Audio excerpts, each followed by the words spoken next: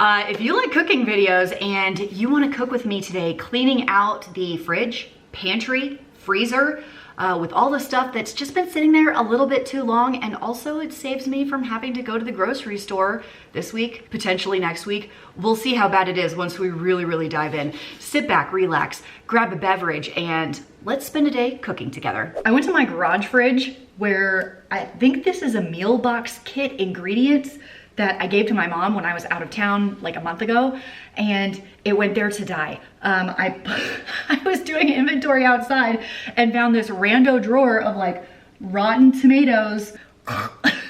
It's rotten, I tell you, rotten. And surprisingly, well, that green onion doesn't look, oh, it's dripping. Okay. I don't even know where the recipe card is for this. I don't know what this was supposed to be originally. Maybe it's several meals gone to slime. There's a few things in here that are clearly garbage, like these tomatoes. And there's a few other items that are very easy to salvage, like this rice, which is shelf stable. I can use it to cook a rice as like a base of something. Got a couple of tortillas, easy to throw into the bread cabinet. I'll do it now. This green onion has slime in it. This one looks a little bit better. And this one is like half-seas. So I don't know if I can salvage these, but here's what else I found. I had this container in my pantry with an every plate meal. It's a vegetarian one. There's no meat that goes with this or anything. It's mostly shelf stable. So I don't know if I tucked it up like this with the intent that I would cook it later, and here we are several months later. But what I do need are green onions and bell peppers to do this. So let's make this Thai style spicy peanut noodles. What do you say? The only fresh items I added were 2 bell peppers and 3 limes from the fridge. I'm leaving out the cilantro and scallions just because I don't have them. For my sauce, all I'm doing is adding all of these packets into this bowl, a little bit of water and sugar. I got a couple things going on here. Large pan with some bacon fat heating up and boiling water over on this side. So I'm gonna cook the noodles and saute the bell peppers kind of at the same time since my sauce is done. So in they go. And yeah, I picked a really big pan for this, so I had lots of room to work once the noodles were in. I don't know what it is about bell peppers cooking. They are just gorgeous, aren't they? And we're gonna do a little salt and pepper situation. I don't wanna go too heavy because our sauce is also very salty with the soy sauce and stuff. So these are gonna go in about 7 minutes. And in this pot, we're gonna do some salt in the water to flavor our noodles themselves. And then here come our lo mein noodles. We'll cook these until al dente. I have just dumped in my cooked lo mein noodles.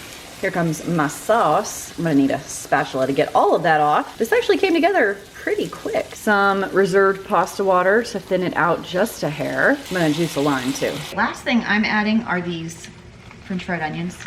Just right in there, and I'll do some lime slices on the side. This is a meal for 4. It doesn't actually look like it's a meal for 4. Maybe, there's only 3 of us at my house right now, so maybe I can stretch it to feed 3 and we'll be set. So let's serve it up and see what everybody thinks. There's nothing I like more than prepping muffins for easy breakfast and easy snacks. I have these 2 from Thrive Market, the pumpkin and apple cinnamon. Both of these call for oil of some kind, and I'm gonna utilize my coconut oil. If you haven't been using coconut oil in your baked goods, you're missing out. Let's get these crack-a-lackin', and both of these are gluten-free, so we'll see how they taste. 3 eggs, half a cup of water, and 1/3 cup of coconut oil. I live in a cold climate, so even in the summertime, I do have to melt it a little bit in the microwave. And for muffins, I love this Danish dough whisk. I actually got this at a thrift store for like $1 or $2, but you can get them on Amazon, but they're so great for like cakes and muffin mixes, pancakes, they're so good. Okay, let's do the apple cinnamon ones. The instructions for this one is very different. This one's only 1 egg and an entire cup of apple juice. Okay, entire cup of apple juice. 2 tablespoons of my melted coconut oil and a teaspoon of vanilla, which means you could do a little bit more than a teaspoon if you want. I don't really have to measure it. That's close. And mixed until combined. Don't laugh, I ran out of cupcake liners. Muffin liners?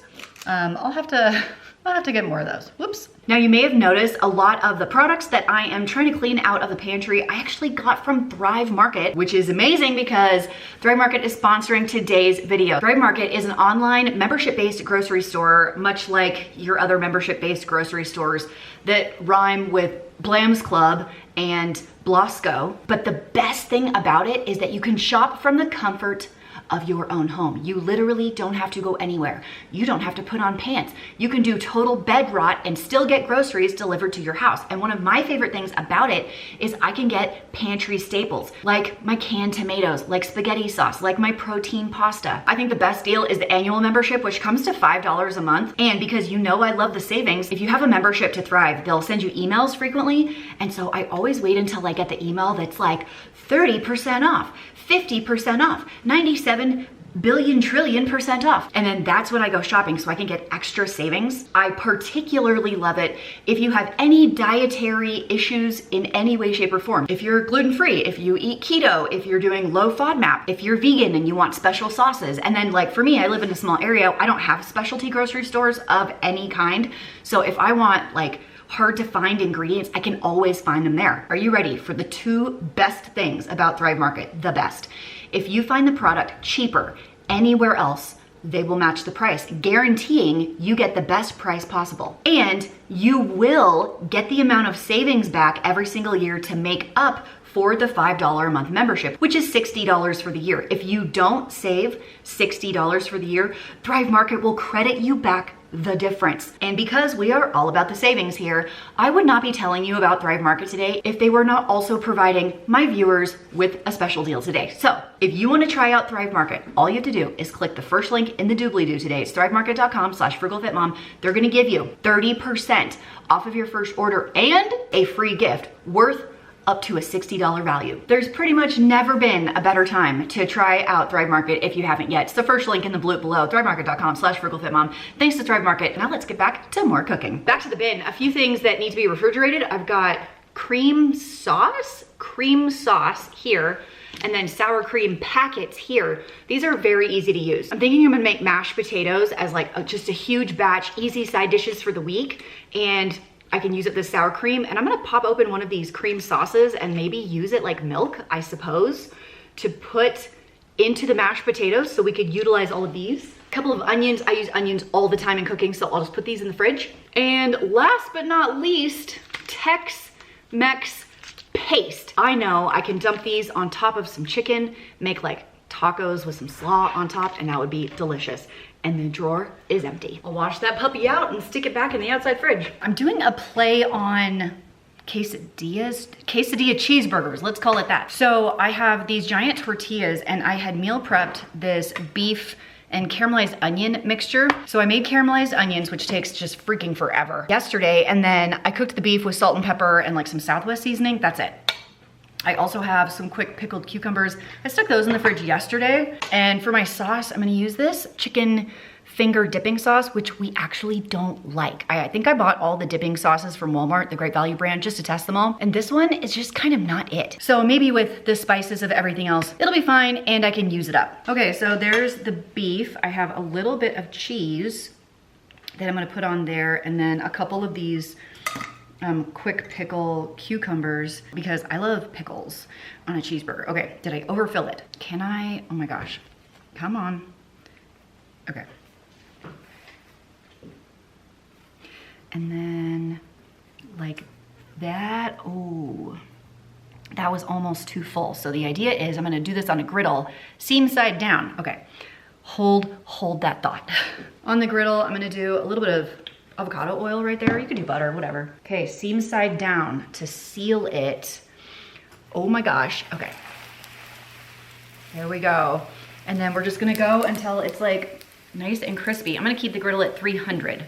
I don't think it needs to be that hot. Here's the secret to make them oh so good. So when you do the flip and they're a little greasy, tiny salt sprinkle before it dries.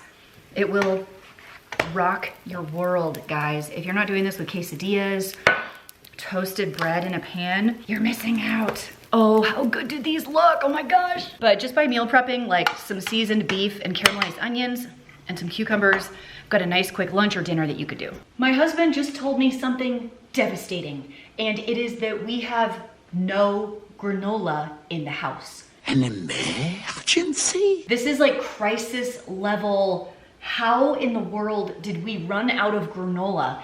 It's my husband's favorite breakfast, favorite snack, favorite bedtime snack, some yogurt, some granola, some berries. It's his go-to all the time. And so I thought I had some in the pantry.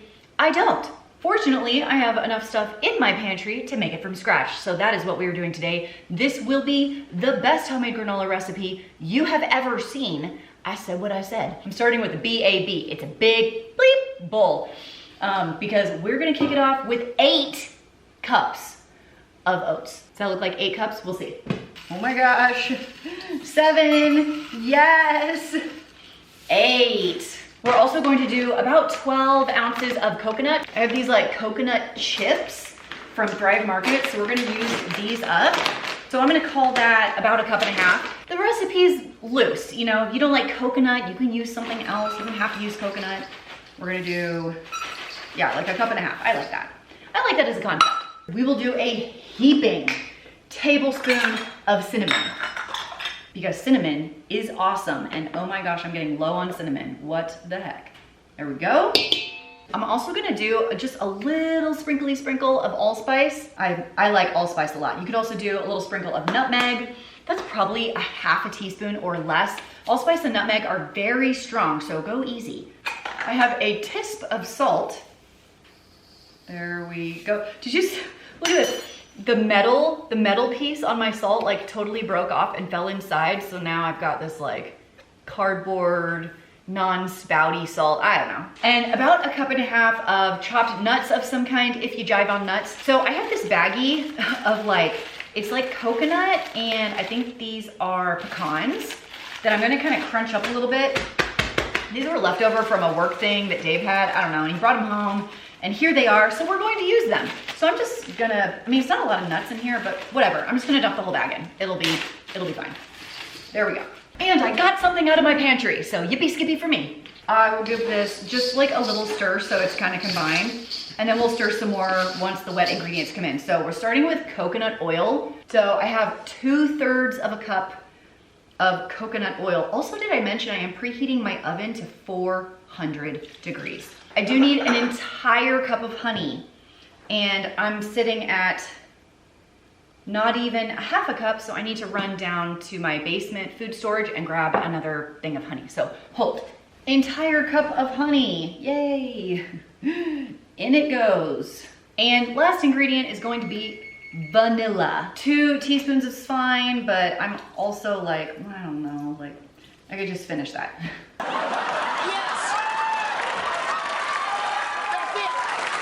Okay, next we will stir until combined and then pour it all out onto cookie sheets and we will bake it in the oven. Here's the tricky part. So I will bake it in the oven for 15 minutes at 400 degrees. Stir it and then come back and check on it. I'm gonna go every 5 minutes, like 5 to 8 minutes.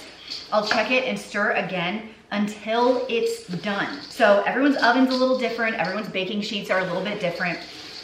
You do want it to be on the crispy side and then you'll let it cool on the cookie sheet 100% and then it will kind of break apart. And then this is where you will add dried fruit. So if you want to do dried fruit, that's totally fine. And I probably will. I've got some cranberries, dried cranberries I want to get rid of. So I will add that, but not yet. You don't want to bake them. You want to add them at the end. You know, if you've got some Rice Krispies hanging around, throw in some cereal, throw in extra coconut, extra nuts, seeds, flaxseed if you have that hanging around, chia seeds, whatever you want. This is where you're gonna add that. So this smells so great. I might do another batch like in a week because I think I do have chia seeds hanging out and I can get rid of those as well. So this recipe gets divvied between 3 cookie sheets, just your standard baking sheets like this. For an easier cleanup, you could line them with foil or something. I'm not gonna do that today. I'm just gonna dump them on here. It's actually kind of amazing how easy and inexpensive homemade granola can be.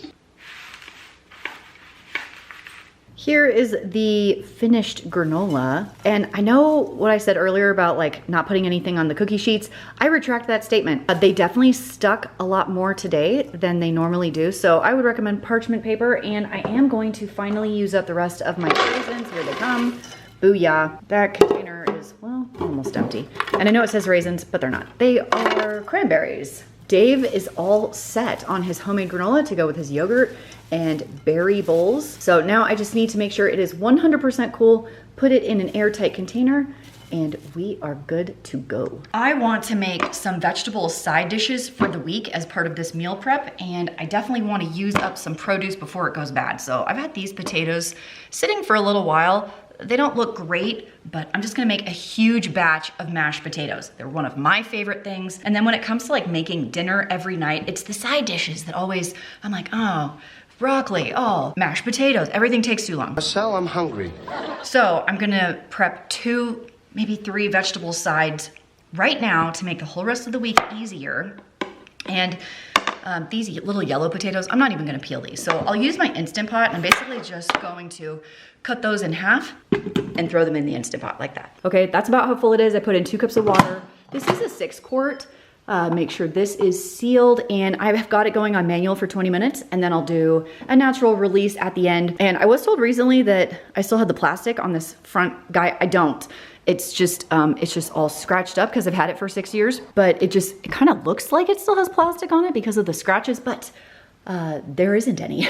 Okay, so while this cooks, I'm gonna prep my veggies for my roasted veggie platter. You're not gonna wanna miss this. For our roasted veggies, we're going to do sweet potatoes, whole bunch of purple onion, red onion, whatevs. Got some poblano peppers. You could also use bell peppers or a combo. So those are our 3 main veggies, and then we're gonna make the magic sauce that goes on top of them. So I think I have enough for 2 sheet pans, so I'm just gonna chop veggies and meet you back here in a second. Here are the sheet pan veggies. I ended up with 2 pounds of sweet potatoes, 1.5 purple onions, and then like 3 poblanos each. So this is each sheet pan. My oven is preheating on convection to 425. If you don't have convection, that's fine. I would just do 1 sheet pan at a time. So to season these, I'm gonna hit it with some olive oil, kind of all over. And I love to wear gloves during this application, so I just wash my hands a whole lot less. I'm doing some salt, a hefty amount. If you're roasting veggies, put as much salt as you think you need, and then come back and add a little more. Some just plain old black pepper. I used to have a grinder, don't know where that went. I feel like I took it to like an Airbnb once and then left it. So I'm kind of in the market for a new pepper grinder. Whoops. I like those big wooden ones. And then some ground cumin. I have these little packets left over from a meal box kit, so I'm just gonna utilize these. I have 3. So 1.5 on each should be perfect. If you're measuring it out yourself, that's like a teaspoon on each. And then get your hands in there and get all of those together. You don't have to keep all the veggies separate at this point. You know, they're all cooking together in the oven, but it's going to take about 20 to 25 minutes at 425 for these to get nice and roasty toasty in your oven. Once you guys see the magic sauce that goes on top of this, you could also put it on any protein you decide to serve alongside it. You'll never go back. You'll make it all the time. You'll make it in bulk. That's how good it is. Let's make that sauce. Okay, here we go. Here comes the sauce. I'm gonna use this little mini food processor. You could also use a blender, bigger food processor, whatever. Have a magic bullet, that will also work. We're gonna kick it off with some sour cream. Maybe a good 1/2 cup, because I want, this thing's almost gone. I might as well just finish it. I'm looking like about 1 cup of sour cream here. And I am trying to make some extra because this sauce is just so good. In fact, my kids said they didn't like sweet potatoes until I put this sauce on it. Now I cut up 2 jalapenos, but you don't have to. You can use 1 or half of 1 or leave it out if you don't like spice. I am gonna do 2 full jalapenos here, a big bunch of cilantro, 1/2 cup of cilantro right there. And is it possible that I've overfilled this? Yes, it is. We'll just see how it goes. Okay, I'm gonna do the juice of 2 limes. We've got a little bit of cumin, not too much, just maybe 1/4 teaspoon, just enough to give it a little smokiness. about a half a teaspoon of salt, a little bit of pepper, small shot of olive oil, teaspoon to a tablespoon around there. Okay, now here comes my lid. Now I said this is like kind of a little guy, right? So it's pretty full. I just gotta figure out, there it goes. So I can add water right there to thin it out if I need to. I probably will. I love this little mini, I got this for Mother's Day, I think, this little Cuisinart. It's a new immersion blender, but it comes with this like mini food processor. It's amazing. I didn't even have to add water. Look at that. Okay, so I'm gonna taste for salt and see where we're at. The consistency is pretty smooth. Okay, the lime juice is so nice and it's not that spicy. So I'm gonna add a little bit more salt, a little bit more pepper, run it through one more little blob and stick this in the fridge until we're ready to pour on the veggies. So I think I'm gonna pour it in a jar to store it in the fridge. That'll be good. Hope this is big enough, I don't know. It's not. Will the rest fit in here? I don't know. No, I made too much. Oh well.